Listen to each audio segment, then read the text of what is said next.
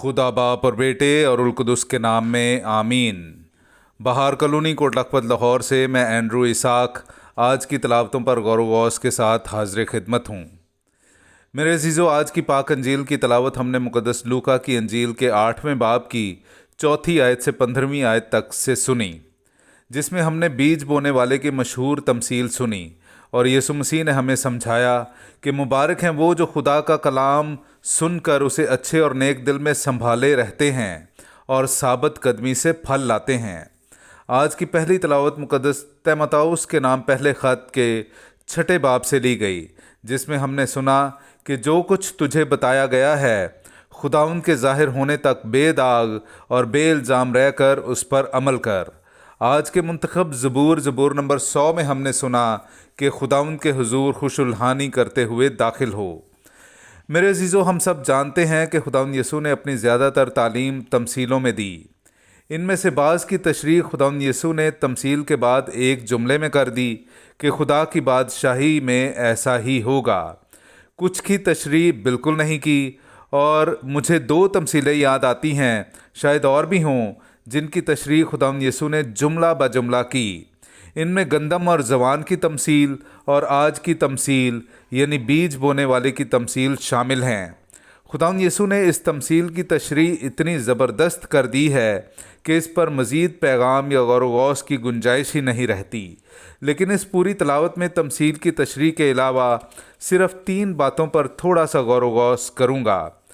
पहली बात, और वो हर शहर से लोग उसके पास चले आते थे। दूसरी ये कहकर उसने पुकारा कि जिसके सुनने के कान हों वो सुन ले।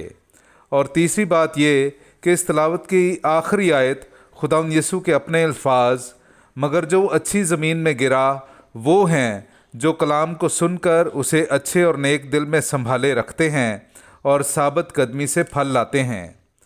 मेरे अजीज़ों, यीशु को मिलने, उसका कलाम सुनने, उससे शिफा पाने लोग हर शहर से उसके पास चले आते थे। आज हम यीशु को मिलने, उसका कलाम सुनने और उससे जिस्मानी और रूहानी शिफा पाने के लिए क्या कहीं जाते हैं? ज़बूर नवीस ये कहता है, खुदावंद के हुजूर खुश इल्हानी करते हुए दाखिल हो।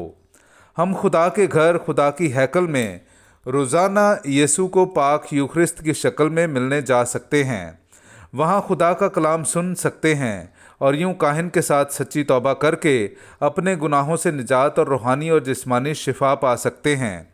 अफसोस की बात यह है कि हम अक्सर औकात ये कर नहीं पाते और कमज़ोर उज़र कि मैं घर में ही दुआ कर लूँगा, क्या खुदा घर में नहीं सुनता, इस जैसे ख़यालात से अपने आप को तसल्ली देकर यीशु से मिलने उसकी हैकल में नहीं जाते। ज़रूरत है कि हम उन लोगों की तरह जो हर शहर से यीशु को मिलने जाते थे, हम भी कम अज़ कम उसकी हैकल में हाजिर हों, खुशहानी करते हुए उसके हुजूर दाखिल हों। खुदावंद यीशु ने तमसील सुनाने के बाद पुकार कर कहा कि जिसके कान हों वो सुन ले। मेरे अजीज़ों, आज भी हम कई औकात हैकल में बैठे खुदा के कलाम पर गौर नहीं करते।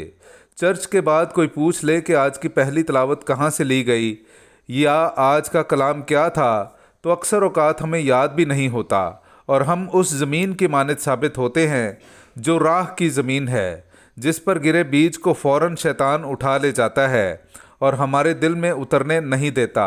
आज भी यीशु हमें कहता है, पुकार कर कहता है कि जिसके सुनने के कान हों वो सुन ले।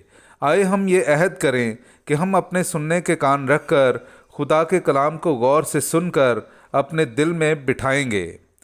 तीसरी और आखिरी बात, मगर जो अच्छी ज़मीन में गिरा वो हैं जो कलाम को सुनकर उसे अच्छे और नेक दिल में संभाले रहते हैं और साबत कदमी से फल लाते हैं। मेरे अजीज़ों, मुझे ये बात पिछले हफ्ते के कलाम का तसलसल लगती है, जब खुदावंद यीशु ने अच्छे और रद्दी दरख्त और उनके फलों से उनकी पहचान का जिक्र किया और बताया कि जो कुछ इंसान के दिल में होता है वही उसकी ज़ुबान पर आता है। अगर दिल में अच्छी बातें हैं तो ज़ुबान और अमाल भी अच्छे होंगे। आज खुदावंद यीशु ने हर उस दिल को जो खुदा का कलाम सुनकर उसे अच्छे तरीके से अपने दिल में संभाले रखता है, अच्छी ज़मीन से मुमासलत दी है اور اچھی زمین، اچھے درخت اور اچھی فصل کی ضمانت ہوتی ہے۔ آئیے ہم آج کے کلام کے وسیلے سے ہر وقت خوش الحانی سے خدا کے حضور حاضر ہوں، اپنے دلوں کو ہر طرح کے برے خیالوں سے پاک کر کے خدا کے کلام کو اپنے دلوں میں مستقل جگہ دیں، تاکہ ہم ثابت قدمی سے پھل لائیں اور یوں ہم زندگی پائیں بلکہ کثرت کی زندگی پائیں۔ مسیح یسوع کے وسیلے سے آمین۔